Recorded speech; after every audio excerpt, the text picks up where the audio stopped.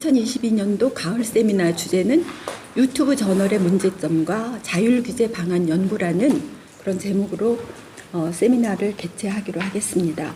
그러면은 발제자와 그 패널들 먼저 소개를 하겠습니다. 오늘 그 발제는 지난번에도 발제하셨죠? 네, 영산대학교 자유전공학부 언론학 박사이신 이진로 교수님이 오늘의 발제를 맡아주시고요. 네, 안녕하세요. 네. 요진, 요즘 한참 잘 나가죠? 대전에서 아마 제일 잘 나가는 유튜브 아닌가 싶습니다. 네, 59TV 크리에이터이신 유호진 대표님께서 나오셨습니다. 그다음에 이제 중도일보 뉴스 디지털 부장 우창희 부장님 나오셨습니다. 네, 고맙습니다. 한국기자협회 부회장이고 지금 YTN 아니요 연합뉴스 죄송합니다. 연합뉴스에 현직에 계신 그 정찬욱 부회장님 나오셨습니다. 오늘 아마 가장 가깝게 오신 것 같아요. 네, 대전세종연구원 책임연구위원이신 한상원 박사님 나오셨습니다. 안녕하세요. 제가 서두에서도 잠깐 말씀을 드렸지만은 뭐 유튜브가 이제 뭐 대세라는 거는 뭐 세상 설명이 필요 없을 것 같고요. 기존의 어떤 기존 언론에서도 이제 기존 언론들이 주도권을 뺏기는 게 아닌가 할 정도로 유튜브의 영향력이 날이 갈수록 높아지고 있습니다. 뭐 확장성이라든가 상호 교류 또 뭐 뉴스의 어떤 정보 공개가 이제 단독 어떤 독점적인 정보 규제에서 대중적으로 나가는 부분 같은 경우에는 굉장히 이제 긍정적인 그런 영향도 있지만은 뭐 빛이 있으면 그늘이 있다고 이제 가짜 뉴스라든가 허위 정보 또 그 너무 정파적이거나 편파적이어서 가끔 이제 문제도 일으키고 하는 부정적인 부분도 있는 것 같습니다. 일단 이제 되돌리기는 어려울 것 같고요. 이런 그 언론 지형을 되돌리기는 어렵고 그렇다면은 우리가 이 안에서 현실을 인정을 하면서도 어떤 점을 보완하고 어떻게 나가야지 지금 문제가 되고 있는 허위 정보라든가 그 가짜 뉴스를 차단할 수 있을까 하는 부분을 아마 오늘은 고민하고 함께 논의하는 자리가 될 것 같습니다. 그러면 먼저 이진로 교수님께서 발제 맡아주신다 한 25분 정도 주시길 바랍니다. 예, 뭐 방금 우리 사회자님께서 서두로 말씀을 해주시지만 지금 우리가 살고 있는 그 시대는 디지털 미디어 시대라고 볼 수가 있습니다. 왜냐하면은 기존에 우리가 이제 주로 접하던 신문과 방송, 잡지 뭐 이런 미디어들은 나름대로 그 제한된 그 필터링 장치 같은 것이 있었어요. 예를 들어서 우리가 신문과 방송에 누군가 보도된다는 것은 쉬운 어떤 그 상황이 아니고 이 전문가들이 특정한 뉴스에 대해서 가치 여부를 판단하고 그것이 인정이 되면은 또 몇 단계에 걸쳐 가지고 그 내용도 확인하고 검증해 가지고 이제 보도가 되던 시대가 우리가 레거시 미디어라고 얘기합니다. 지금은. 그래서 전통 뭐 유산 뭐 미디어 해가지고 신문과 방송 뭐 라디오 잡지 이런 것이 이제 대표적인 그 레거시 미디어로 되겠죠. 하지만 지금 우리가 살고 있는 시대는 디지털 미디어 시대입니다. 여러분도 아시다시피 누구나 지금 휴대폰을 통해서 정보를 얻고 있고요. 또 뭐 사무실이나 학교나 집에서는 우리가 또 이제 그 노트북이나 PC를 활용해서 또 많은 정보를 얻고 있습니다. 결국 지금은 이제 그 디지털 뉴 미디어 시대에서 살고 있는데 이렇게 미디어가 바뀌면서 우리의 그 정보 어떤 그 뭐 활동이라든지 그리고 우리의 생활 방식이 많은 측면에서 이제 변화가 있게 되는 것이죠. 무엇보다도 우리가 정보를 과거의 레거시 미디어 시대에는 검증된 정보들을 일반인들은 받아들이고 소화하는데 익숙했다면은 이제는 디지털 미디어 시대에 누구나 인터넷과 연결돼 가지고 뭐 소셜 미디어 뭐 거기에는 대표적으로 이제 뭐 카카오톡이라든지 이런 어떤 텔레그램이라든지 또는 뭐 인스타그램 그리고 또 페이스북, 트위터 또 이 유튜브까지 포함해서 이 다양한 미디어를 손쉽게 일반인들이 접해서 정보를 줄 수가 있고 또 다른 사람이 준 정보를 유통시킬 수가 있고 그리고 그런 정보를 또 소화할 수가 있고 이렇게 되다 보니까 오늘날 이 디지털 미디어 시대에는 과거 레거시 미디어가 언론인 중심의 저널리즘이었다면 디지털 미디어 시대에는 언론인도 있지만 일반 시민들도 언론인과 큰 차이 없이 참여하는 그런 점들이 아주 특징이 아닌가 싶어요.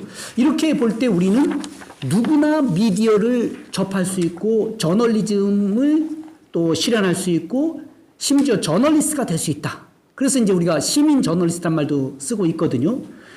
그런 측면에서 굉장히 우리의 정보 활동이 민주화되고 평등화되고 뭔가 풍부해질 것이다. 이렇게 보는 것이 이제 낙관론입니다. 하지만 우리가 이 낙관론의 어떤 현실, 전망과 다르게 현실에 대해서 또 부정적인 측면이 일어날 수 있습니다.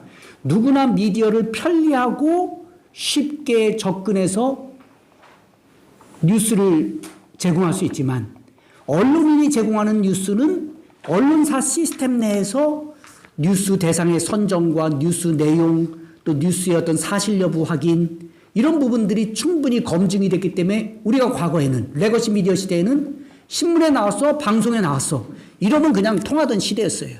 다 믿고 그래 그러면은 당신 말이 맞아 이렇게 했습니다. 하지만 오늘날에는 그런 것이 디지털 미디어 속에서 무수히 많이 나오고 그러면서 이 일반인들이 확인되지 않은 내용을 올리는 경우들이 생기고 그러면은 이제는 우리가 접한 뉴스가 사실인지 아닌지 이제 믿기가 어려워졌어요. 그런데 또 어떤 현상이 생기냐. 일반인들이 뉴스를 많이 올리고 하다 보니까 이 독자들은 일반인들이 올린 뉴스와 전문 저널리스트, 언론인들이 올린 뉴스를 함께 보게 됩니다. 그런데 뉴스의 전달 속도에서 일반인들은 자기 옆에 일어난 사건을 바로 올려요. 신속성에서 앞서갑니다. 그리고 뭐 수많은 내용을 다 커버할 수가 있어요. 하지만 언론인들은 어떻습니까?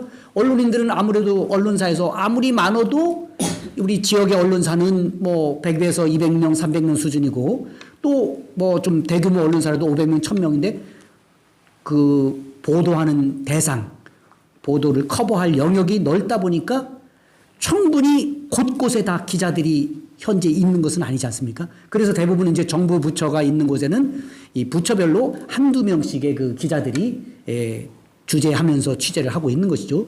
이렇게 되다 보니까 저널리스트들의 그 언론 내용은 훨씬 더 수준이 높음에도 불구하고 속보성에서 일반인들이 올린 뉴스에 의해서 밀리고 그런데 독자들은 빨리 알고 싶을 때는 일반인들이 올린 뉴스를 보게 되는데 사실 그 뉴스에서는 제한된 내용 또는 좀 검증되지 않은 내용 또는 소문이 사실이 아닐 때 뭐 이런 경우 하다 보니까 오늘날 가장 큰 문제되는 것 중에 하나가 이른바 가짜뉴스라는 것인데 사실 이 가짜뉴스를 전문적으로 쓰는 데는 상당히 신중합니다. 왜냐하면 뉴스가 가짜다 이런 건 좀 신중하기 때문에 허위 조작 정보 이렇게 이제 표현을 하고 있는데 뭐 쉽게 생각하면 그거지만 조금 학문적이고 전문적인 용어를 쓴다면은 허위 조작 정보 이렇게 우리가 이제 표현해서 아무래도 논의를 전개하는 것이 있죠.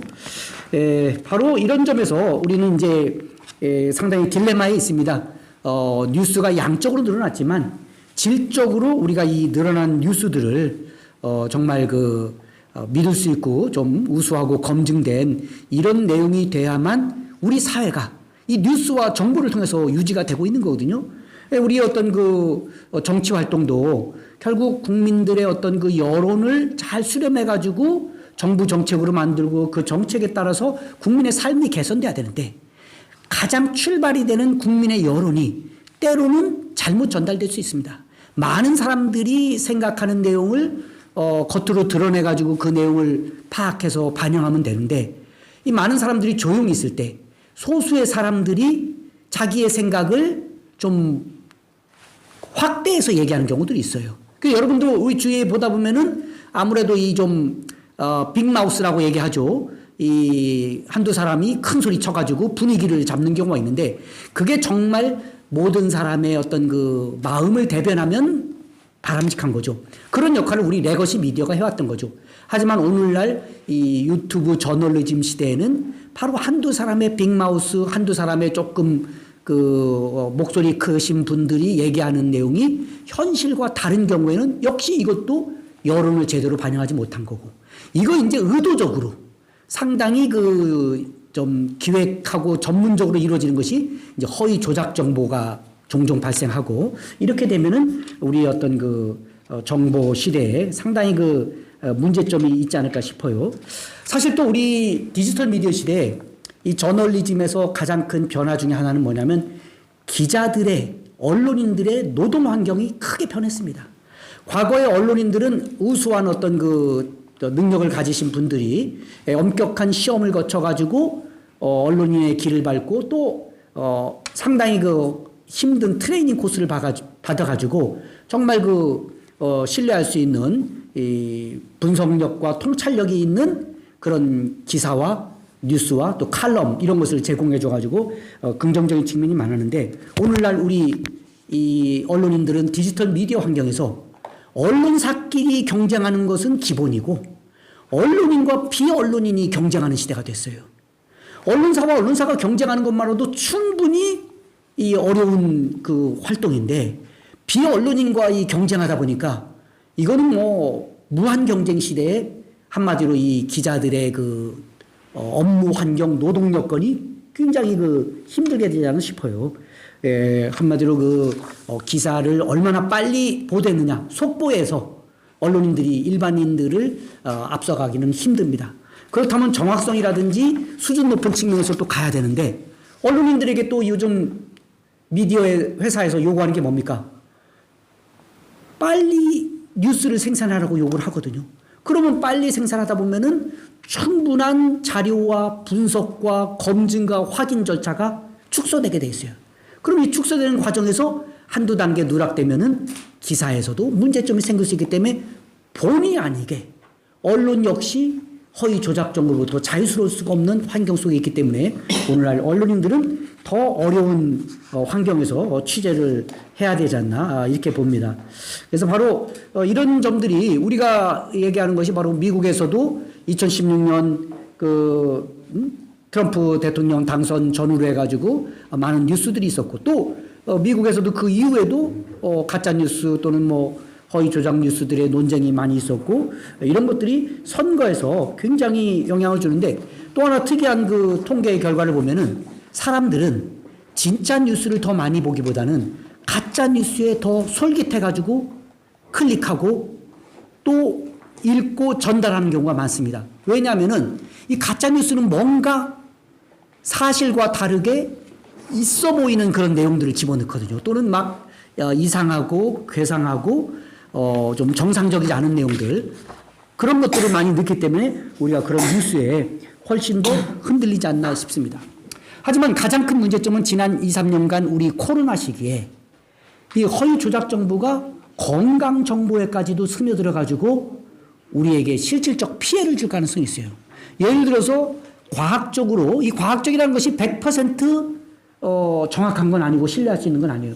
하지만 현실적으로 우리가 확률이라든지 통계를 활용해서 가장 믿을 수 있는 정보가 아직은 과학적인 정보입니다. 그런데 이 과학적인 정보에 따르면 우리가 과학적으로 방역을 하고 백신이라든지 치료를 과학적으로 해야 되는데, 이 코로나 시기에 일부 비전문가들, 때로는 또 충분히 공감을 받지 않는, 또 권위를 인정받지 못하는 약간 검증되지 않은 이 초보 전문가들, 또는 좀 약간 이단을 좀 약간 새로운 주장을 하는 전문가들, 아직 충분히 우리가 검증되지 않은 것이죠. 이런 주장들로부터 나온 내용들이 백신을 맞으면은 위험이 더 커진다, 또는 치료를 과학적으로 하기보다는 약간은 믿을 수 없는 민간 처방 방식으로 하라, 이런 식에 의해 가지고 또 혼란이 발생해서 많은 피해가 발생한 측면이 있습니다. 그런 점에서 우리는 이 팩트가 좀 제대로 안 됐을 경우 이걸 좀 체크를 잘 해가지고 이 건강 정보의 어떤 문제점을 좀 줄여야 되는 측면에서 팩트 체크 운동이 세계적으로도 일어났고 또 우리나라에서도 이 팩트 체크에 대해서 언론사들이 이제 관심을 가져가지고 일반 저널리스트 언론인들도 내 기사를 팩트 체크하기도 하고 또는 중요한 이슈에 대해서는 언론사 자체가 팩트 체크 코너를 또 포함시켜서 하기도 하고 때로는 팩트체크 전문 웹사이트가 생기기도 했어요. 그래서 현재 우리나라에서는 서울대에서 운영하는 SNU 팩트체크 사이트가 있고 또 팩트체크 넷이라고 해가지고 또 다른 또 언론인들의 이 언론사들을 모아가지고 팩트체크의 공간을 또 제공하기도 합니다.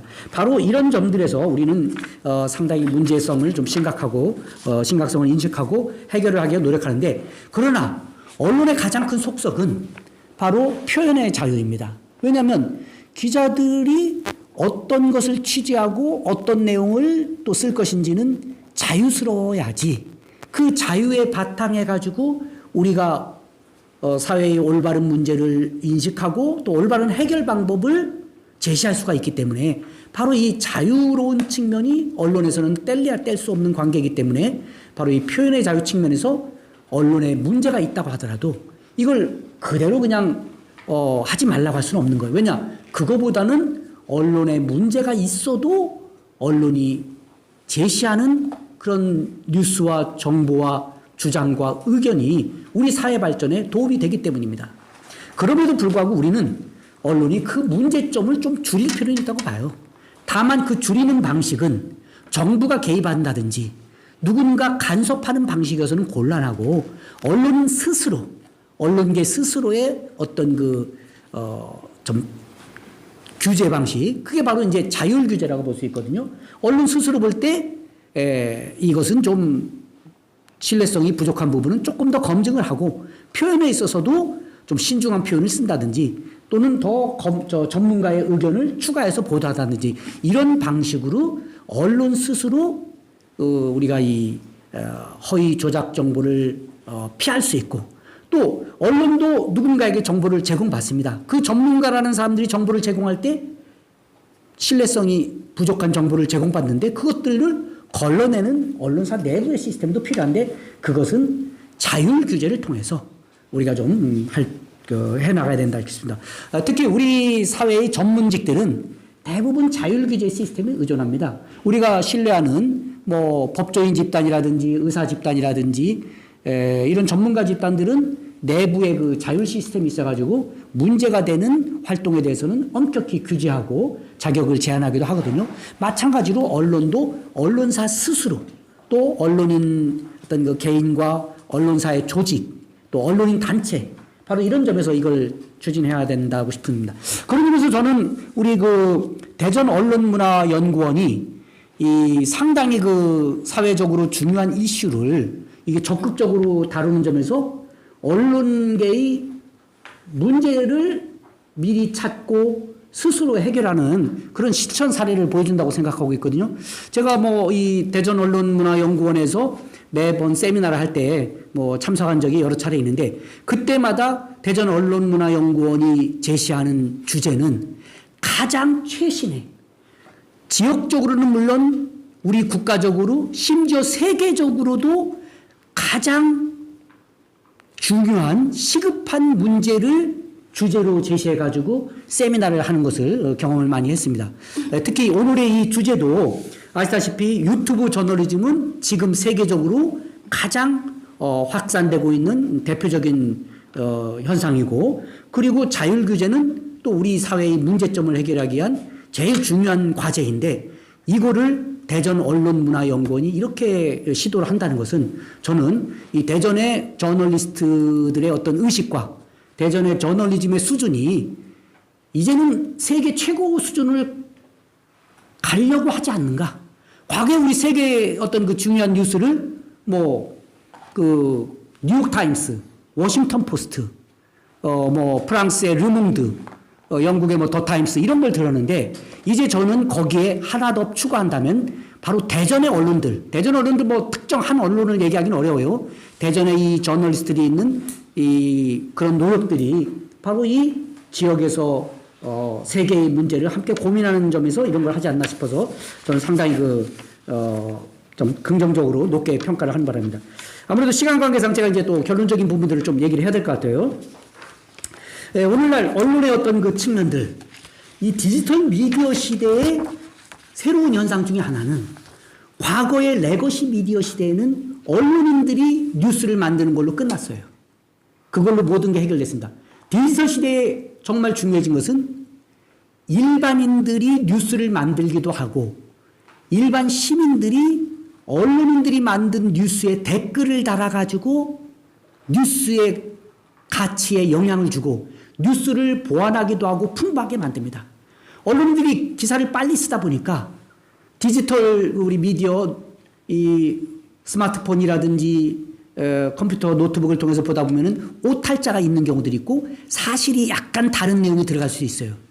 요즘에 댓글을 통해서 독자들이 오탈자 고치라고 하고 제목 고치라고 하고 또 통계를 또 최근 걸로 바꾸라고 하고 뭐 이런 경우들이 많아가지고 긍정적으로 보면은 뉴스의 어떤 그 발전에 도움이 되기도 하지만 또 좀 부정적으로 보면은 우리 레거시 미디어 이 전문 저널리스트들 언론인들에게 주는 스트레스가 이게 만만치 않습니다. 거기다가 요즘에 또 어떻습니까? 최근에 우리 언론인들이 이런저런 뉴스를 쓰다가 실수를 많이 했더니 그게 누적돼 가지고 요즘에 이 독자들이 언론인들에서 입에 담기도 어려운 그런 표현을 쓰는 경우들도 있어요. 그래서 이 우리 언론인들의 사기, 명예, 이 자존감이 사실은 좀 걱정이 될 정도로 영향이 있고 또 일부 조사에 따르면은 우리 언론인들 중에서 일부 열심히 활동하는 언론인들, 기사를 많이 쓰는 언론인들이 댓글을 통해서 부정적인 평가를 접하고 심리적 충격을 받는 경우도 있을 수 있습니다. 따라서 요즘 언론인들 정말 고생을 많이 하시고 있는데 심리적으로 조금 더 좀 건강성을 유지할 필요가 있습니다. 열심히 언론 활동을 해서 인정받던 시대가 레거시 미디어 시대였다면은 지금 디지털 미디어 시대는 2배로 열심히 하고 있습니다. 왜냐하면은 기사의 생산 건수가 굉장히 늘어났어요. 질적으로도 압박 강도가 높습니다. 이렇게 2배, 3배 열심히 하고 있는데 기자에게 돌아오는 평가는 이건 입에 담을 수 없는 그런 얘기들, 또 사소한 실수를 굉장히 또 지적하는 내용들. 그래서 우리 언론인들이 정말 한편으로는 열심히 문제점을 개선하지만 다른 한편으로는 우리 디지털 미디어 시대에는 이런 속성이 있다. 이렇게 생각하면서 조금 더 심리적 건강 상태를 좀 유지하는데 각별히 관심을 가져야 되는 것이 오늘날 우리 언론의 시대이다. 이렇게 제가 볼 수 있습니다. 그래서 그런 부분들을 우리가 이제 여기 많이 하고 있는데 또 하나 요즘의 특징은 뭐냐면은 플랫폼 노동자입니다. 우리가 현대 사회의 어떤 생활에서 직접 물건을 쇼핑센터에 가서 오프라인으로 구매하는 경우도 있지만은 자꾸 그 비율이 줄어들고 있거든요. 그러면서 온라인의 역할이 커지고 있는데 이 과정에서 온라인과 오프라인을 연결시켜주는 이 플랫폼 노동자들이 많이 늘어나고 있고 역시 그 범위에 언론사도 또 약간 또 관계가 될 수 있어요. 왜냐하면은 유튜브 콘텐츠를 만들 때 전문적인 콘텐츠를 또 혼자서 만드는 경우도 있고 또 소수의 사람들이 만들 수도 있을 때 그때 많은 사람들이 프리랜서 형식으로 결국 플랫폼 노동자 형식으로 굉장히 짧은 시간에 노동을 하는데 이걸 이제 긱 노동이라고 또 얘기도 합니다. 그래서 요즘엔 이 노동의 형태 자체도 디지털 미디어 시대에 오늘날 콘텐츠를 많이 만들고 있는데 아주 짧은 시간만 노동을 제공하는 거. 심지어 가수들도 예전에는 한 가수가 여러 노래를 보내면서 리사이트를 하지만 지금은 뭐 한두 개의 노래를 주고 그 노래를 모아가지고 또 다른 콘텐츠가 형성되고 뭐 이런 형식으로 우리 콘텐츠 관련 분야에 종사하는 사람들의 노동 형태도 많이 달라지고 있다. 바로 이제 그런 점들이 있고요. 그리고 또 언론인들 굉장히 고생 많이 하시고 있는데 이 언론인들의 그 생산물인 뉴스가 포털을 통해서 나가고 있어요. 근데 포털은 언론인들에게 충분한 보상을 해주겠느냐? 사실은 거의 무료로 사용하고 있고 최근에 일부 언론사에 약간의 보상을 해주고 있는데 언론인들이 만든 뉴스의 어떤 그 생산 노력에 대한 대가로는 너무 부족합니다. 결국 고생은 우리 언론인들이 레거시 미디어건 또는 뭐 일반 시민인건 간에 많이 해가지고 뉴스 세계의 뉴스의 생태계를 풍부하게 만들어내는데 이 뉴스 생태계를 관리하는 포털은 언론인들에게 거의 뭐 최저 수준의 그런 어떤 보상 뭐 이런 걸 해주기 때문에 이 포털의 뉴스 지배와 포털에 대한 사실은 좀 그런 뉴스 포털 수입이 뉴스에 대한 분배 제도를 또 개선을 할 필요가 있어요. 왜냐하면 언론인들이 자기의 어떤 활동 대가, 노동의 대가를 충분히 보상받아야지 거기에 걸맞는 우수한 콘텐츠의 뉴스와 기사, 컬럼과 그리고 다양한 기사들이 나오는 거지 뭐 제대로 평가를 받지 못하면 지속적으로 이 생태계가 유지될 수 없기 때문이다. 바로 그런 점에서 우리는 오늘날 이 기자들이 한마디로 우리 이 디지털 미디어 시대에 여러 가지 어려움에 처해 있고 그 어려움이 하나하나 떨어져 있는 것이 아니라 함께 연관되어 있다 이렇게 볼 수 있습니다. 자, 결론적으로 유튜브 저널리즘은 우리는 이제 상당히 누구나 참여할 수 있다는 이제 그런 점들이 긍정적인 점으로 볼 수 있지만 바로 그 긍정적인 점 때문에 누구나 할 수 있지만 그 자격이라든지 내용에 대한 어떤 충분한 검증과 규제 이런 것들이 부족하기 때문에 바로 이제 문제점들이 있는 것이죠. 특히 또 뉴스를 유튜브를 통해서 이용하는 사람들은 흥미성, 편리성, 다양성입니다. 요즘 우리 MZ세대를 비롯해가지고 현대인들은 뉴스를 좀 더 손쉽게 또 재미 중심으로 받아들이려고 하기 때문에 그러다 보니까 우리 저널리스트들도 정말 문제의 핵심을 좀 체계적이고 좀 총체적으로 접근하기보다는 흥미 위주로 접근하는 경우들이 있어요. 왜냐하면 독자들이 아무리 좋은 뉴스를 제공해줘도 클릭을 잘 안 합니다. 반면에 사소한 뉴스, 누가 무슨 문제가 있대, 얘가 실수했대, 사실 이거는 굉장히 가십성 뉴스인데 이런 것들이 클릭을 많이 받고 좋은 평가를 받다 보니까 또 어려운 점이 있어요. 그래서 우리 언론 이런 문제점을 개선하는 데는 이 언론인들의 노력도 있지만 이 독자들의 어떤 소비 행태도 바뀌어야 되지 않나 이런 측면도 있고요. 그러면서 우리는 한마디로 유튜브의 그런 허위 주작 정보를 좀 개선을 하려면은 먼저 팩트 체크. 팩트 체크를 해야 되는데 유튜브 자체적으로는 팩트 체킹을 안 합니다. 제3자의 파트너를 통해서 간접적으로 팩트 체킹을 하고 있습니다. 또는 정보 패널이라는 그 이름으로 바로 이제 문제가 되는 정보에 대해서 약간 추가 정보, 이 정보는 믿을 수 없다. 이런 정도만 얘기해 주는 것이 유튜브의 그런 한계인데 한마디로 유튜브가 오늘날 많은 부분에 책임을 져야 되지만 실제로 책임 있는 행동은 조금 부족하다고 봐야 되겠죠. 그래서 이런 것들이 정말 개선이 될 필요가 있습니다. 이와 함께 유튜브를 도와주는 기관들 국제적으로 인터내셔널 팩트 체크 네트워크라는 게 있습니다. 국제적으로 각국의 5개에서 10개 정도 내외의 회사들이 좀 인정을 받아가지고 팩트 체크의 공신력을 인정받는 경우가 있는데 그런 부분들을 유튜브는 이제 조금 활용을 해서 협력을 해주긴 해요. 하지만 현실적으로 그것만 갖고서는 굉장히 효과를 나타내기는 어려운 점이 있습니다. 유튜브 스스로 또 가이드라인을 제시하고 있습니다.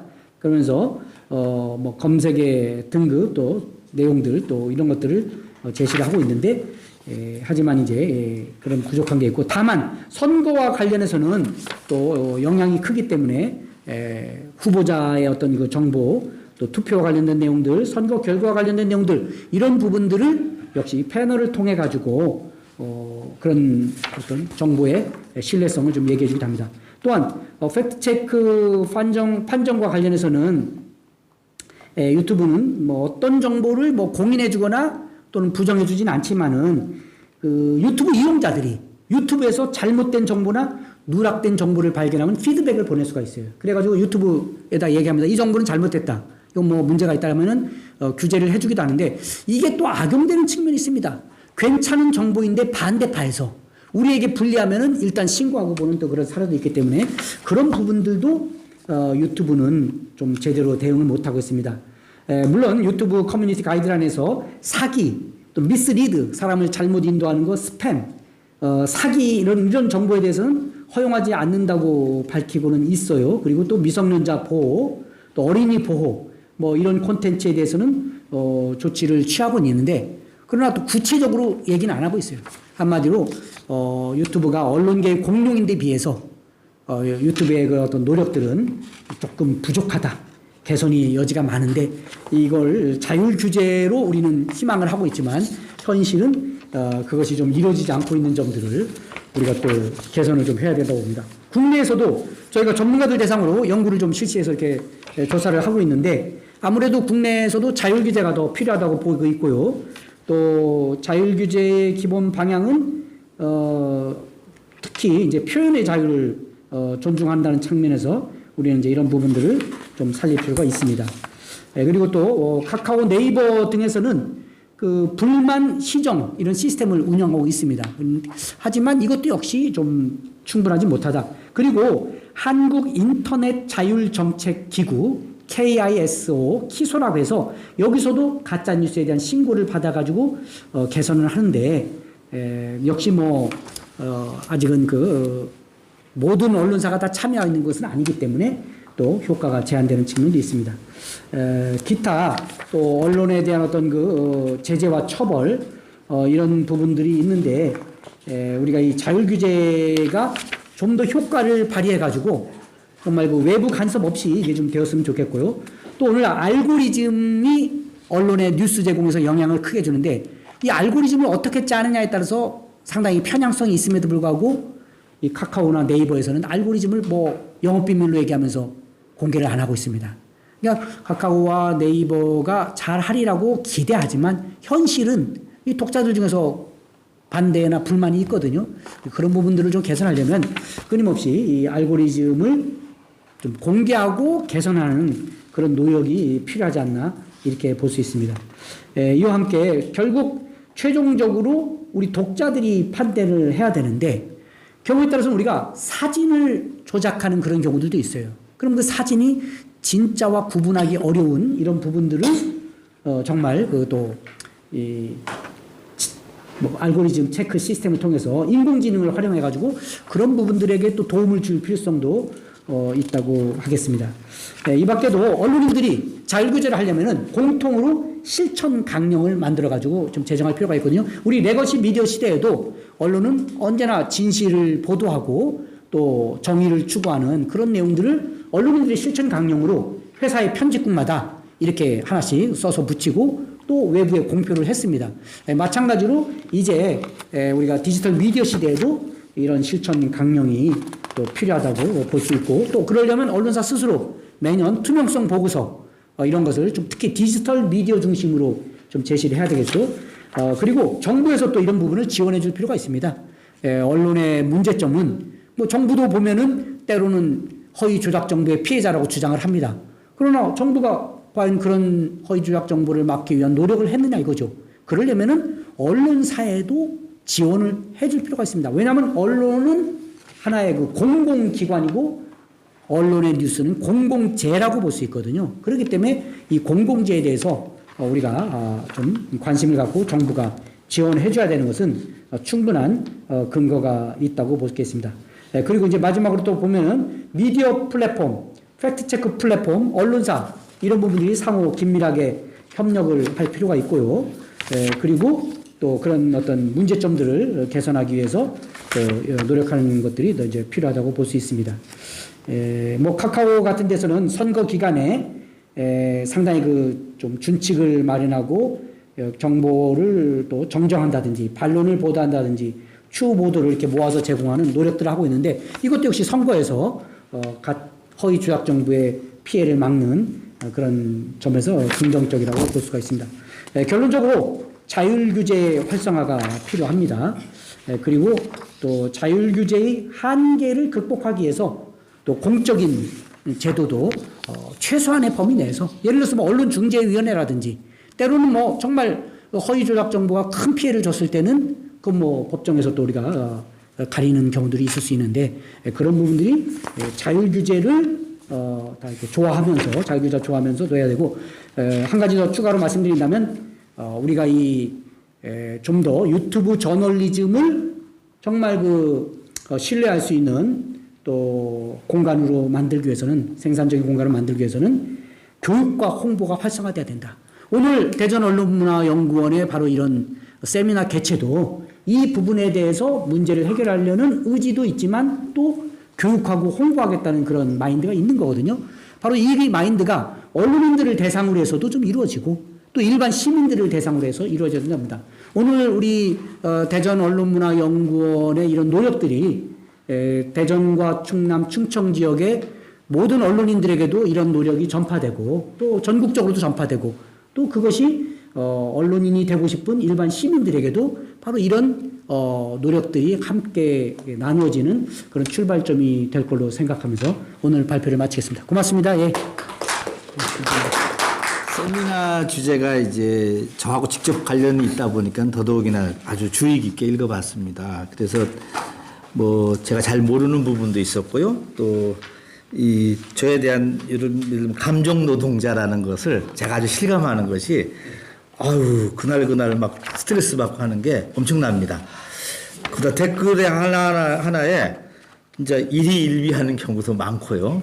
어떻게 하면 그 구독자 우리 같으면 구독자한테 잘 보일까 아주 뭐 별짓 다 하고 있습니다. 현실이 그런데 그래서 정동노동이란 표현을 쓰셨는데요. 제가 저한테 딱 맞는 얘기인 것 같습니다. 많이 배웠는데 제가 유튜브 현장에 있는 사람이다 보니까는 몇 가지 좀 설명을 드려볼까 합니다. 좀 도움이 되실 것 같아서 먼저 말씀을 드리고 제 얘기를 좀 드리고 싶은데 유튜브 하시는 사람들은 아시는 분은 아시지만은 유튜브 정책에 대해서 유튜버들이 엄청 겁을 내고 있습니다. 내부 규제가 세도 보통 센 게 아닙니다. 한 사례를 드리면요. 보수 유튜브 채널 가운데 유명한 게 가로세로 연구소라고 있습니다. 뭐 한 번씩 보셨을 수도 있고 아니면 진보적으로는 또 다른 데가 뭐 열린 공감도 있지만 이쪽에 가로세로 연구소가 있는데 최근에 수익 창출이 차단이 됐습니다. 여기가 뭐죠? 이렇게 들어오는 걸 뭐라죠? 슈퍼챗이 하루에 막 1,800만 원씩 들어오기도 하고 직원이 20명입니다. 이 가로세로 연구소가 본인들 말에 의하면은 수익이 딱 차단이 됐는데 차단된 이유는 딱 하나입니다. 괴롭힘에 딱 걸려갖고 차단을 시켜버렸는데 한 달, 두 달, 석 달 20명 월급을 지금 어떻게 주는지 모르겠어요. 이렇게 어려워 상황이 바뀝니다. 그래서 이 가로세로 연구소의 대표님 내가 이 방송이 찍히니까 대표님이라고 표현하는데 이 대표님이 어떻게 되는지 아세요?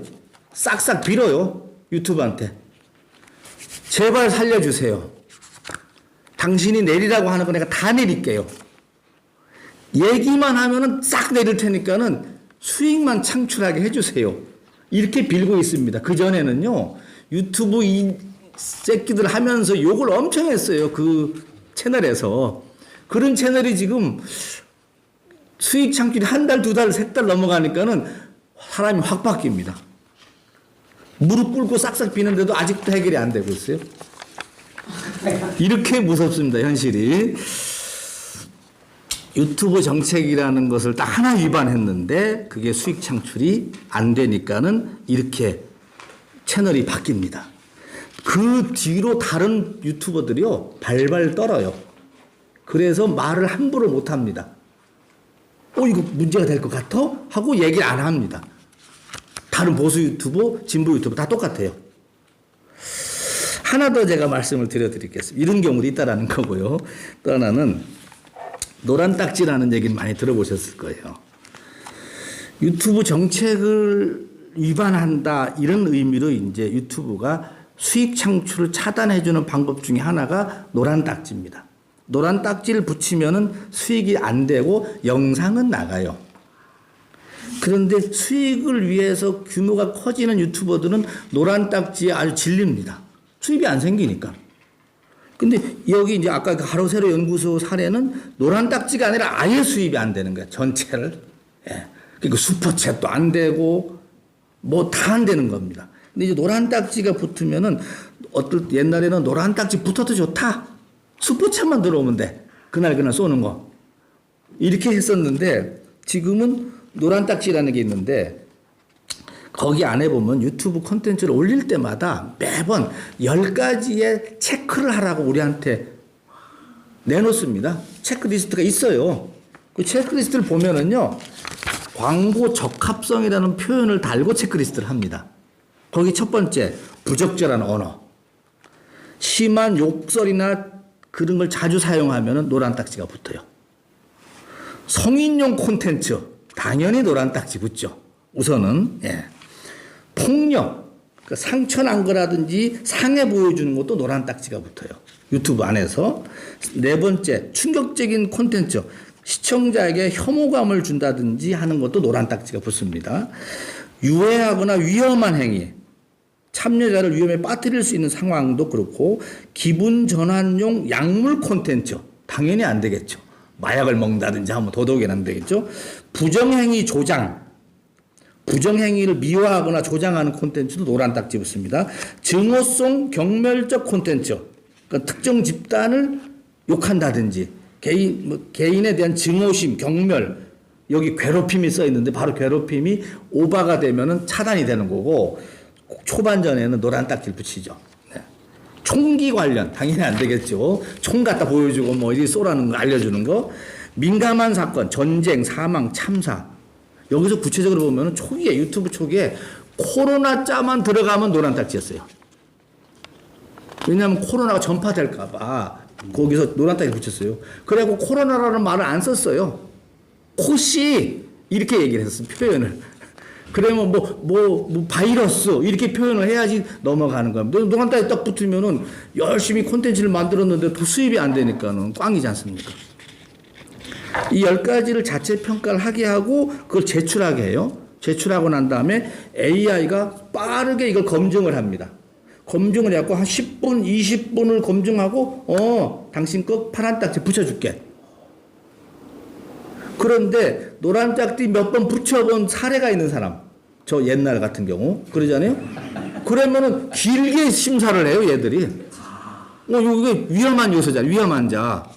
그래갖고 1시간이 걸려도 안 풀려. 그러니까 광고가 안 붙어. 그러면 올릴 수가 없어요. 광고가 안 되는데 내가 올리면 뭐 수입도 안 나는 거 뭐하러 합니까? 그래서 고분 하니까 파란 딱지가 빨리 붙어요, 요즘은. 그러니까 최근 들어서 한 몇 개월 사이에는 내가 노란 딱지를 안 붙였거든요. 욕도 안 했고, 이런 거 비슷한 것도 안 하고, 하지 말라는 걸 아예 안 하니까. 오로지 그냥 임영웅만 얘기하니까 아무 말도 안 하고 또 파란 딱지가 붙어요. 요렇게 구체적으로 얘네들이 하고 있습니다. 그런데 얘네들이 재미있는 게 아까 우리가 진짜 뉴스냐 가짜 뉴스냐 여기에 대해서는 평가를 안 합니다. 왜냐하면 이게 진짜인지 아닌지 누가 알아? 이게 톡 까놓고 얘기하면은 아무도 모르는 거예요. 제3자가 평가한 게 진짜입니까 이게? 어려운 거거든요. 그래서 한때는 이런 게 있었습니다. 지금 전임 정부에서 방통위에서 유튜브한테 미션을 줘갖고 대통령 쪽을 부정 쪽으로 얘기하면은 노란 딱지를 붙인다. 이 정권 쪽으로 움직입니다 이게. 그러면 그게 과연 맞느냐 이거죠. 그래서 아무튼 유튜브는 진짜냐 가짜 부분에 대해서는 체크를 하라고 안 하고 아까 10가지 괴롭힘, 폭력, 마약 이런 부분은 딱 합니다. 옷을 많이 벗고 있으면 이거는 노란 딱지 붙어요. 왜냐하면은 선정적이다 이거죠. 그래갖고 이렇게 헬스하는 사람들이 다 벗고 하니까는 이게 문제가 있는 거 아니냐 해갖고 몇 번 지나가고 나면 또 유튜브 애들이 판단을 해서 내비두는가 보더라고요. 초기에는 무조건 붙여버리는 거예요. 얘네들이 심사로. 세미나 주제로 돌아와서 제가 이제 유튜브 저널리즘의 특징, 문제점을 아까 가짜뉴스 생산 이런 말을 했고 이 주제 논문에서도 편향성, 가짜뉴스 생산 이런 얘기를 하는데 이걸 내가 확 부인하지는 않지만은 한편으로는 뉴미디어가 늘 그런 대우를 받지 않았나 싶은 생각이 듭니다. 제가 종이신문을 하다가 인터넷 신문으로 옮겼을 때 엄청난 저항을 제가 받아봤거든요. 이게 무슨 기사냐, 기사 같지도 않는 기사를 쓰느냐. 근데 어느 순간인가 그게 10년쯤 되니까는 레거시가 돼버렸어요, 이게. 아무도 안 보라 안 해. 다 인정해. 글로 갑니다, 지금은. 이 유튜브도 마찬가지인 것 같아요. 그러니까 레거시적 시각으로 봤을 때 저게 문제가 있는 거고 저게 규제라는 단어가 자꾸 들어가는 것이지 저쪽 시각으로 보면 아무 문제가 없어요, 사실은. 어떻게 보면은. 그래서 특히 이제 여기서 제가 보기엔 편향성 부분 있지 않습니까? 편향성 부분은 유튜브들이 편향성을 갖지 않으면은 조회수가 안 나오니까 다 편향성으로 가 있어요. 근데 그걸 부정적으로 보고 있는데 언론을 내가 학문적으로 하지 않아 갖고 이 언론 학문적으로 내가 잘 모르겠습니다만은 편향성을 그대로 두고 미국에서도 대선 과정에서 특정 미디어가 어느 대통령을 지지한다고 하는 얘기가 있더라고요. 맞는지 모르겠습니다. 우리나라는 그걸 허용 안 하고 교묘하게 하는 걸 내비둬요. 더 무서워 이게 따져보면은. 아니 톡 까놓고 너는 네 편이라고 하면 내비두겠는데 아닌 척하면서 뒤통수를 때리는 것이 더 죽이는 거 아닙니까? 그래서 유튜브도 편향성을 내비두고 언론사도 저 방송은 저쪽 편이야. 차라리 알고 보면은요 그러려니 합니다. 근데 그걸 굳이 아닌 것처럼 하니까 문제가 되지 않느냐. 그래서 이 편향성 부분은 아무튼 이제 언론학적으로 이걸 어떻게 교수님한테 한번 질문을 드리면서 이걸 어떻게 풀어가야 될지는 한번 고민하고 싶은 부분인 것 같고요. 나머지 뭐 진짜 가짜 부분은 지금 유튜브에서는 남겨놓는데 이 부분에 대해서도 뭐가 팩트체크 한 게 가짜입니다. 톡하는 거 얘기하면은. 그러니까 그거를 뭐라고 얘기를 합니까? 팩트체크 하는 것처럼 해갖고 뒤집어 버려요. 왜냐하면 자기가 묻고 싶은 것만 물은 다음에 이거는 가짜야.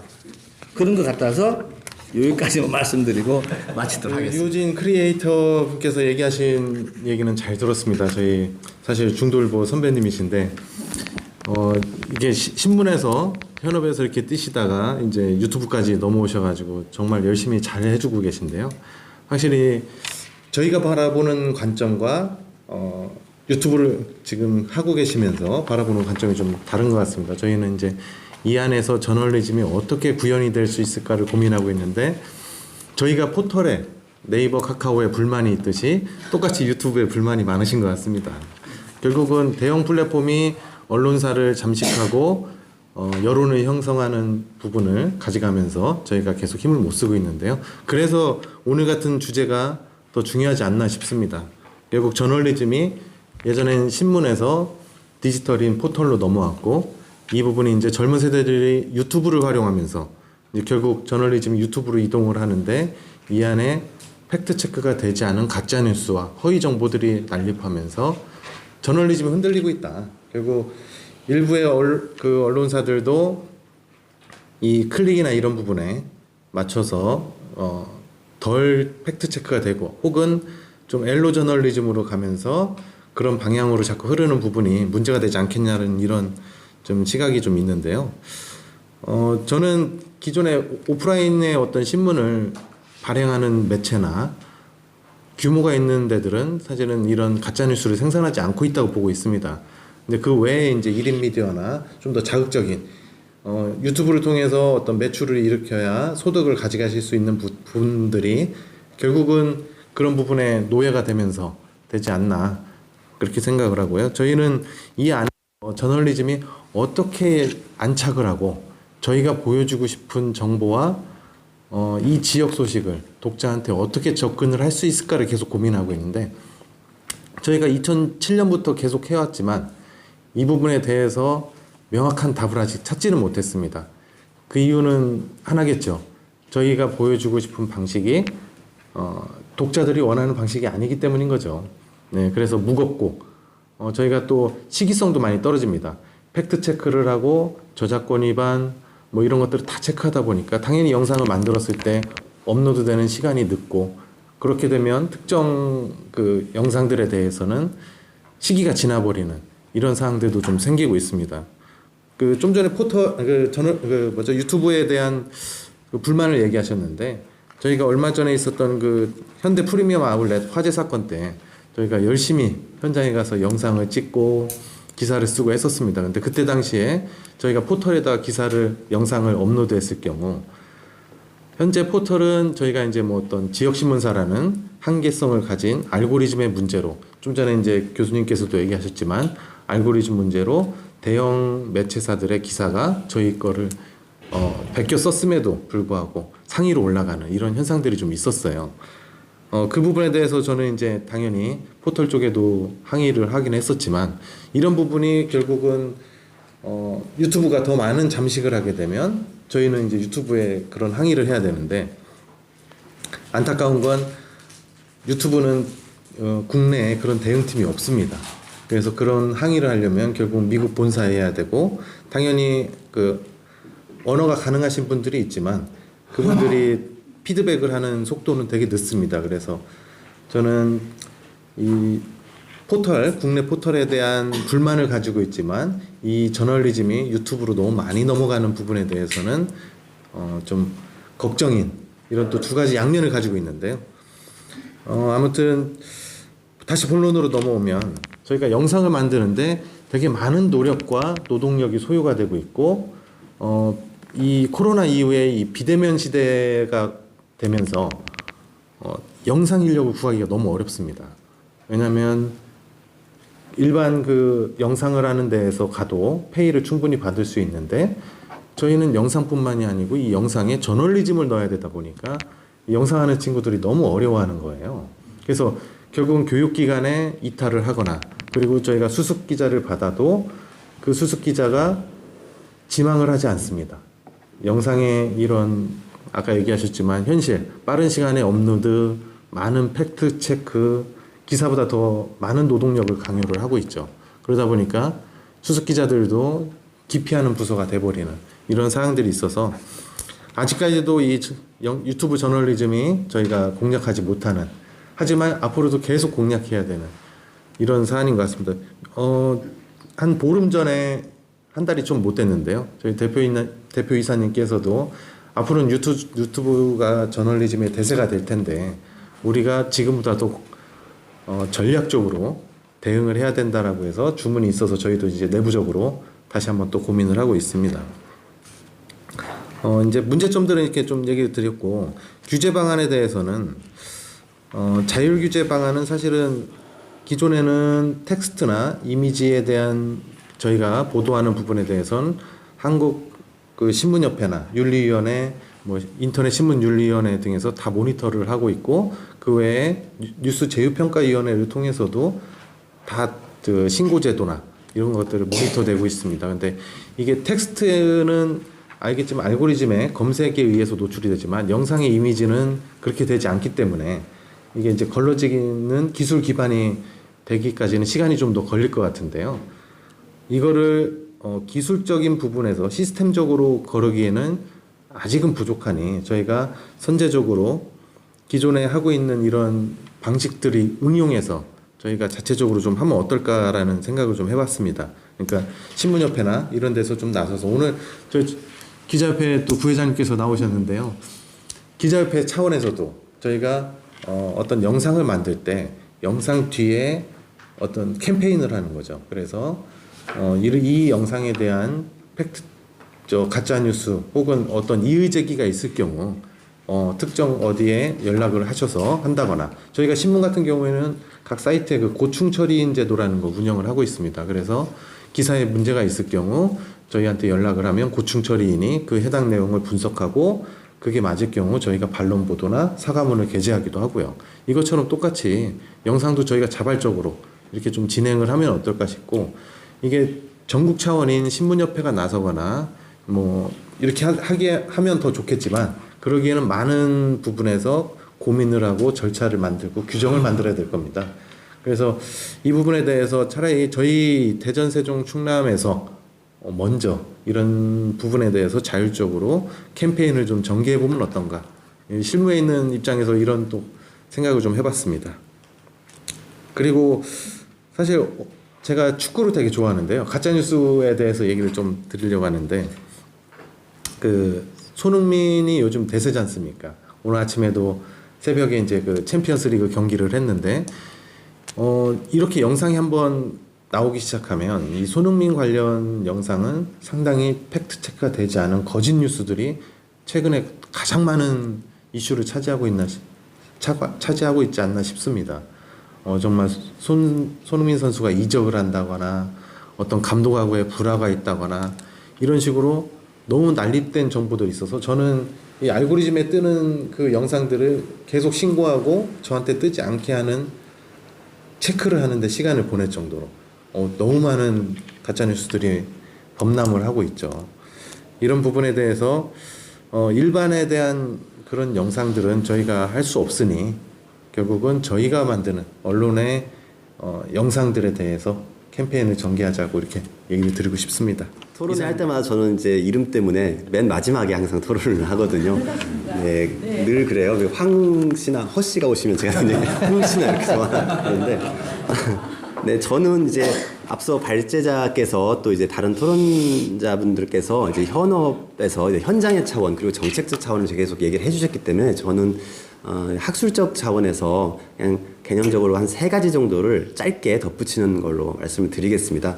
한번 생각해 봐야 될 것 같은데요. 이제 첫 번째는 유튜브 저널리즘이라고 할 때 개념적 부분, 그러니까 속성의 문제입니다.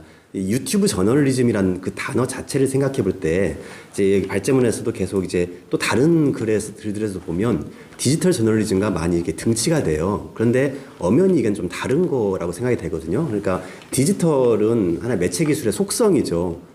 그래서 저널리즘을 꾸며주는 일종의 용언의 개념이라면 유튜브는 여러 가지 플랫폼 중에 하나인 체언의 개념이거든요. 그래서 다양한 유형 중에서 하나의 디지털 저널리즘이 디지털이 갖고 있는 참여 공유 개방의 정신을 구현하는 여러 플랫폼 중에서 특히 웹 2.0 시대가 도래하면서 유튜브가 그게 대표가 되고, 그래서 웹 2.0이 갖고 있는 참여 공유 개방이죠. 처음에 디지털이 갖고 있는 속성들은 뭐 비동시성이라든가 상호작용성이라든가 이런 속성들이 있는데, 그 중에 이제 웹 2.0이 갖고 있는 참여 공유 개방의 속성을 가장 대표적으로 구현하는 게 유튜브이기 때문에 이게 좀 그러니까 다르진 않고 포함이 되는 건데, 똑같게는 볼 건 아니고 논의의 출발점을 거기서 학술 영역에서 그렇게 출발하면 더 좋지 않을까라는 생각이 듭니다. 그랬을 때 이제 그 두 번째 문제로 이 유튜브 저널리즘이 갖고 있는 그 몇 가지 유형화가 됩니다. 그래서 지금 자율 규제라든가 또 이제 내용에 따른 이제 규제 방식들은 많이 논의가 되는데, 과연 유튜브 저널리즘이라는 것들의 유형을 세분화해서 그거를 접근하고 폐해를 지적하고 이런 부분들은 많이 찾기는 어려워요. 그래서 제가 나름대로 생각해 봤을 때는 유튜브 저널리즘이 한 3가지 정도로 나뉘어 보는 것 같은데, 첫째는 기존의 레거시 미디어에서 논의를 더 확장하고자 하는 차원에서 이제 또는 시청자, 청취자들과 소통하기 위한 차원에서 만든 그런 이제 유튜브의 채널이 있죠. 그러면 그 부분은 분명히 레거시 미디어의 입장을 강화해주는 역할이기 때문에 거기서 이제 레거시 미디어를 기존에 규제하는 차원에서 봤을 때의 뭐 가짜뉴스인지 팩트체크인지 여러 가지 그 차원에 접근하는 게 있어요. 그러니까 첫째는 레거시 미디어의 확장의 차원의 유튜브. 두 번째 유형은 이제 그 1인 미디어적인 속성이라든가 또 대한 미디어적인 속성에서 출발한 유튜브 매체가 있습니다. 저는 오구TV가 그런 이 두 번째 유형에 해당하지 않을까라고 저는 이제 조심스럽게 말씀드리는데, 여러 가지 기존의 레거시 미디어가 도달하지 못하는 부분들을 과감하게 접근하고 그런 대안적인 영역을 창출하고자 하는 그런 이제 유튜브 저널리즘이 있는 것 같습니다. 분명히 목적이 다르기 때문에 거기에 나오는 그 이제 그 결과물들도 다르고, 그래서 그거에 대해서 접근하는 방식, 규제 방식도 달라져야 되지 않을까. 세 번째 유튜브 저널리즘의 특성은 기본적으로 유튜브가 갖고 있는 그 SNS의 속성. 이거는 SNS는 저널리즘의 속성이라기보다는 일종의 문화의 차원이거든요. 그래서 이게 결국은 가짜 뉴스든 진짜 뉴스든 간에 퍼나르는 행위가 되는 거죠. 그리고 자꾸 확산을 시키는 겁니다. 이 부분은 정말 규제하기 어려운데 사실상 굉장히 큰 영향을 미치고 있는 거죠. 그래서 목적성이 이렇게 달라서 3가지 정도의 그 유튜브 저널리즘이라는 게 분명히 다른 지향점을 갖고 있고 다른 특성을 보이기 때문에 이걸 물론 딱 구별하기는 어렵습니다. 그렇지만 규제 방식에서도 적어도 정책적 규제라기보다는 이제 학술적 논의의 차원에서는 이 3가지가 구별이 돼서 계속해서 탐구가 되어야 되지 않을까, 규제 방안에 대한 탐구가 되어야 되지 않을까라는 생각이 듭니다. 그래서 지금 개념적 속성과 유형의 문제, 그다음 마지막 3번째로 드리고 싶은 말씀은, 이제 많은 분들이 이제 그 유튜브 저널리즘의 폐해로서 가짜 뉴스를 말씀을 하십니다. 그렇기 때문에 그 부분은 전 제쳐놓고 생각한다면 가짜 뉴스 말고 다른 부분에서 유튜브 저널리즘 갖고 있는 폐해가 뭘까 했어요. 저는 가짜 뉴스는 당연히 그런데 그보다는 더 좀 집중해서 보고 싶은 거는 가짜 저널리즘입니다. 그래서 뭐 옐로 저널리즘 말씀하셨지만 그런 부분 물론 문제지만 가짜 저널리즘이 굉장히 많이 뭐 하나 걸려봐라라는 거죠. 이제 꼬투리만 잡히면 이걸 계속해서 물고 늘어지는. 그래서 본질보다는 아주 지엽적인 부분에 맞물리는 이 가짜 저널리즘이 가장 유튜브 저널리즘의 대표적인 결과물로 많이 나와요. 그래서 이런 부분들에 대해서 이제 그게 괴롭힘의 대상이 되는 것이고 피해를 보는 것 같고 또 하나는 이제 그러니까 저는 크게 두 가지 폐에 많이 이제 주목을 하게 되는데 첫 번째는 그 가짜 저널리즘, 그다음 두 번째는 그 이제 편향 중에서 그러니까 그런 아까 말씀하신 편향의 정치적 편향성 말고 인지적 편향을 자꾸 강화해 주는 게 유튜브인 것 같습니다. 그래서 뭐 대표적으로 뭐 지구 평평설 이런 거 있잖아요. 그런 게 이제 계속 이제 전혀 사실적이지 않고 객관적으로도 거짓임이 불명한데도 불구하고 계속해서 인지 부조와 인지 일관성을 계속하죠. 그래서 자꾸 여러 가지 형태의 그 인지 편향을 자꾸 강화시킵니다. 그리고 서로 공감하고 그래서 나중에 보다 보면 그 외국에서는 유태인 학살도 일어나지 않았다. 나치가 그런 게 계속해서 만들어지는 것이죠. 그게 반복되는 거기 때문에 이 부분은 반복적으로 확산되기 때문에 약간 규제나 비판에 있어서 시간적 여유가 있습니다. 대응할 수 있는 여유의 차원이. 그래서 이런 부분에 좀 집중을 또 할 수 있다면 유튜브 저널리즘이 갖고 있는 폐해도 좀 더 폭넓게 생각하면서 복합적으로 대응하면 좋지 않을까. 라고 이렇게 말씀을 드려봅니다. 이상입니다. 앞서 이제 패널들 말씀하고 또 이진로 교수님 주제 발표하는 내용 잘 들었는데 사실은 뭐 저도 그 유튜브를 시청하는 시간이 최근에 굉장히 많아졌어요. 보면 우리가 오늘 그 유튜브 저널이라고 했는데 사실은 저널의 영역에 들어가는 건지 아직 그거는 나중에 또 판단해야 되는 문제인데 다 알다시피 사실은 유튜브 콘텐츠가 굉장히 다양하잖아요. 보면 생활 정보도 있고 무슨 자기 취미 이런 것들 관련해서도 있고 또 자기 아주 소소한 그 일상을 공개하는 브이로그 이런 거까지 해가지고 굉장히 사실은 콘텐츠가 다양하더라고요. 근데 이제 항상 보면 이제 자기가 관심 있는 분야가 계속해서 이제 그런 것들을 클릭하다 보니까 자기가 관심 있는 것들만 계속 띄워서 보여주고 하다 보니까 그 유튜브가 자기가 볼 수 있는 그런 부분에서는 또 한계가 있더라고요. 왜 그러냐면 다채롭게 봐야 되는데 저는 이제 관심사가 따르기 때문에 그것만 아까 우창희 부장이 얘기했는데 손흥민도 사실 마찬가지예요. 그것에 대해 관심이 많기 때문에 그런 것들을 클릭하면 계속 손흥민과 관련된 영상이 이제 업로드가 되고 이제 합니다. 그래서 전체적으로는 하여튼 유튜브가 다루고 있는 거는 정치, 경제, 사회, 문화 모든 영역을 사실은 포괄하고 있다고 사실은 볼 수가 있고요. 이게 이제 어떻게 보면 사회적 변화라든가 아니면 그 사회 문화적인 변화라든가 아니면 미디어 기술 발달에 따라서 아까 우리 유호진 크리에이터께서 말씀하신 대로 지금까지는 언론 측면에서 보면 레거시 미디어에서 이제 디지털 미디어로 이제 넘어가면서 생기는 여러 가지 이제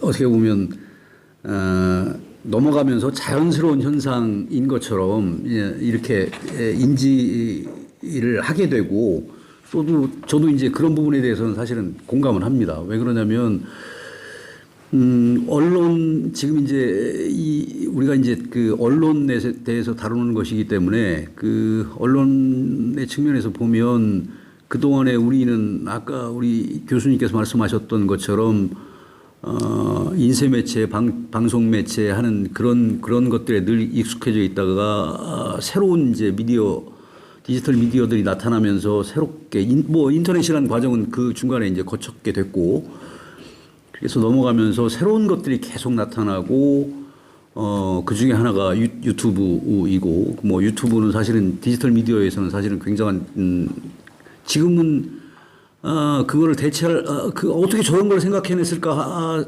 싶을 정도로 굉장히 디지털 미디어 시대의 이제 총화라고 볼 수가 있는데 내가 먼저 생각했을 거라는 그런 생각이 먼저 듭니다. 그래서 전체적으로는 그렇게 보면서 굉장히 이 역기능도 물론 있지만 전체적으로 유튜브라는 것들을 보면 역기능도 있지만 하여튼 순기능이 더 많은 것 같은 그런 매체입니다.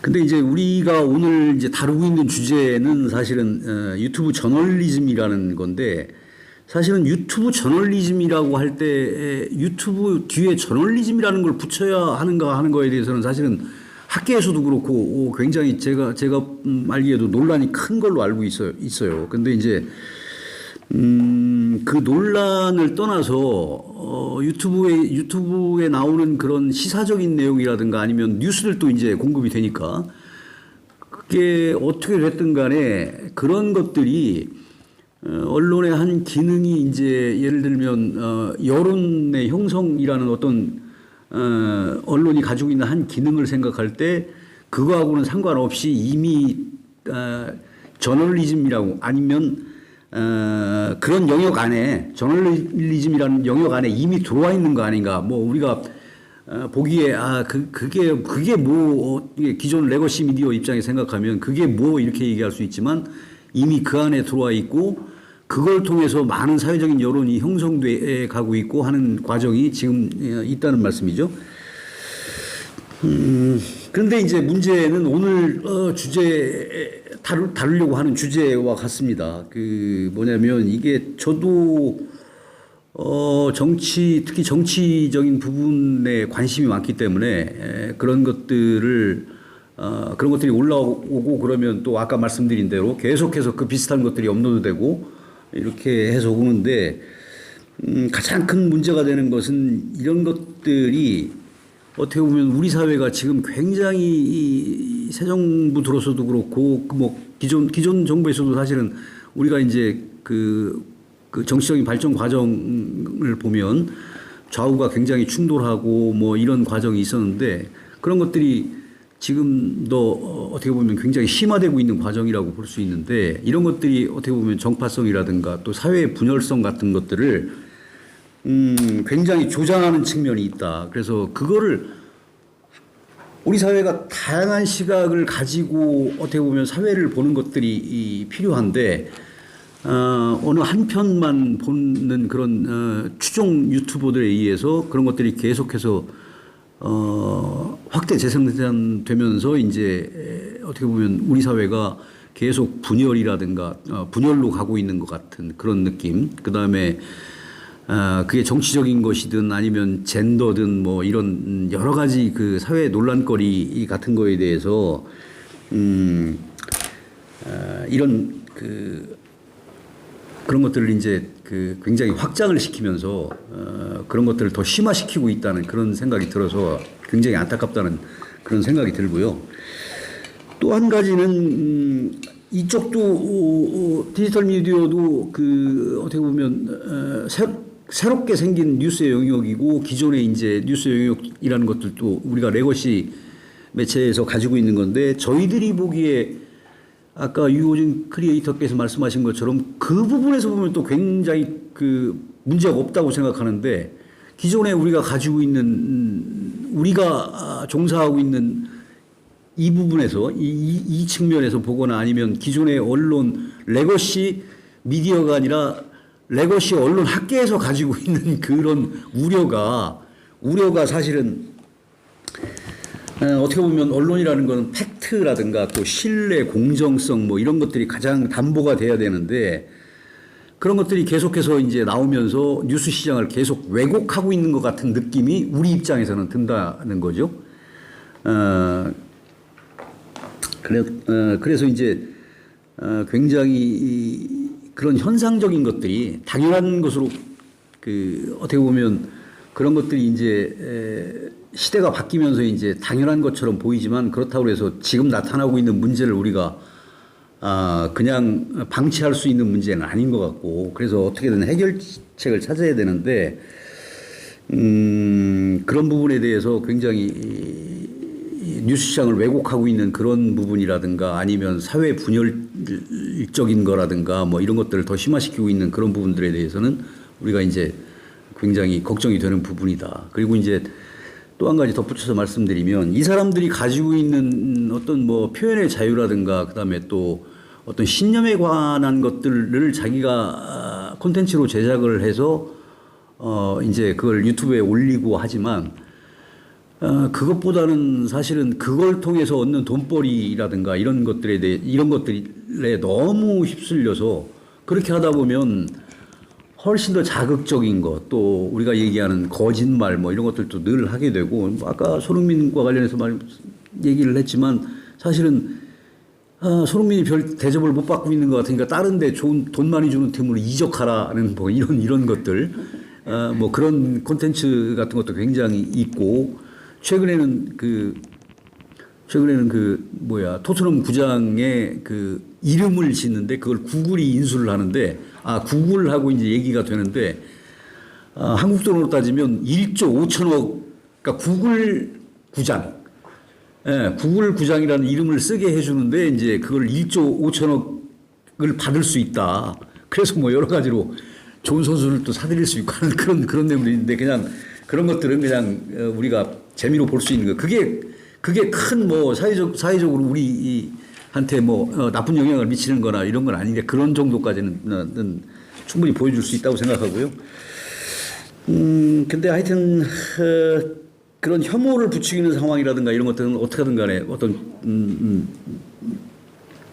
규제가 필요하고 해결책이 있어야 된다는 건데, 결론적으로 말씀을 드리면 그 해결책을 찾는다는 게 사실은 지금 현재로서는 굉장히 사실은 어렵다는 생각이 듭니다. 뭐 어떤 말씀을 하시더라도 그런 것들을 이게 명쾌한 해결책이다라고 얘기하기가 굉장히 어려운 부분이 있습니다. 새로운 그 변화의 물결, 우리가 언론문화연구원이 몇 해 전에 유튜브가 검색 엔진 뭐 대세가 되고 있다라고 한 게 얼마 전인데 벌써 이미 대세가 됐고, 네, 거기서 파생되는 문제점을 토론하는 자리까지 가졌습니다.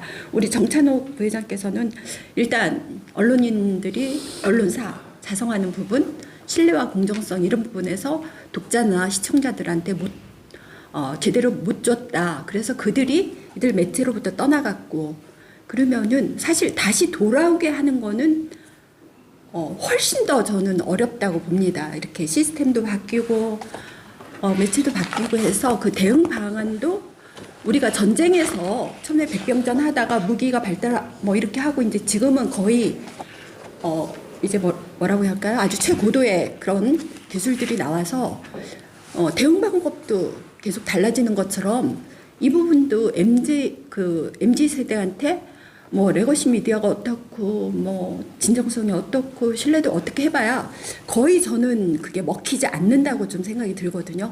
그렇다면 세대별로나 이런 것도 좀 대응 방법도 좀 달리 해야지 되지 않을까 그런 생각을 하면서, 우리 그 발제를 맡아주셨던 이진로 교수께서 마지막에 마무리 그 정리 간단하게 해주시죠. 예. 네. 아유, 고맙습니다. 이 뭐 워낙 우리 또 토론자분들께서 그 좋은 말씀을 해주셨기 때문에 오늘의 그 세미나가 상당히 그 심도 있고 풍성하게 진행되지 않나 싶습니다. 뭐 감히 말씀드리기를 현대 언론의 미래를 보고 싶으면은, 현대 저널리즘의 미래를 보고 싶으면은 우리 대전 언론문화연구원의 세미나를 주목하라. 이렇게 얘기해도 이게 뭐 당분간은 좀 효과가 있을 정도로 그만한 어떤 좋은 내용들이 있었던 것 같아요. 먼저 우리 이제 김선미 사회자님께서도 얘기해 주셨다시피 레거시와 디지털 미디어의 경계는 무엇인가? 사실 경계가 점점 사라지고 있는 거죠. 레거시도 디지털로 진출하고 또 디지털도 레거시 못지않게 효과를 나타내고 있기 때문에 그런 점에서 이제 과연 누구나 언론이 되는 제도가 좋기는 하지만은 프레스 카드가 있었던 시절도 있었다는 또 상기를 시켜줘요. 그렇다면은 저희도 언론인이 있긴 있지만 경력에 따라서 또 그 수준에 따라서 약간 구분될 수 있다고도 볼 수 있거든요. 결국 우리가 어떤 제도 같은 거 보면은 기술 분야에서도 자격증 제도가 보면은 뭐 기사에서부터 시작해가지고 또는 준기능사 몇 가지 단계로 나뉘지 않습니까? 나중에는 뭐 기술사도 있고 바로 그런 것처럼 이제 언론도 그 모두 다 기자인 것도 좋지만 호칭은 기자지만 기자 내에서도 초보 기자, 중견 기자 또는 뭐 책임 기자 그리고 마지막에는 이제 또 모든 것을 또 이렇게 다 아우르는 뭐 또 좀 수석 기자라든지 이런 식의 명칭이나 이런 걸 붙여가지고 그 경력과 역량에 따른 자격을 조금 부여해가지고 이들에게는 좀 자율성을 더 부여하고 책임감이 더 있고 이런 것도 한번 생각할 필요가 있지 않나 싶은데 왜냐하면 프레스카드는 과거에 이제 뭔가 규제 위주의 프레스카드인데 우리는 뭐냐면 자율 규제 중심의 어떤 그런 제도를 한번 새롭게 모색할 필요가 있다 이런 점도 한번 생각을 해봅니다.